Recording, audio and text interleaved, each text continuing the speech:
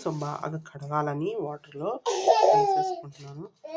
So first అయితే జాడించి బాగా రసం ఉంటుంది కనుక 2-3 టైమ్స్ వాష్ చేసి గుడ్డ మీద ఆరేద్దామని గుడ్డ కూడా ఉంచుకుని గిన్నె ఉంది.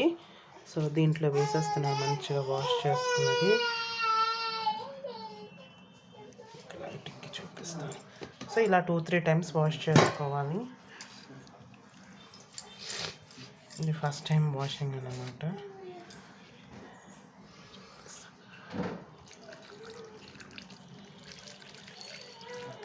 చూసారా మట్టి ఎంత ఉందో కనిపిస్తున్నదా. మళ్ళీ ఆకంతని దాంట్లోకి వేస్తున్నాను. ఇలాగా 2-3 టైమ్స్ జాడించి కడుక్కోవాలండి.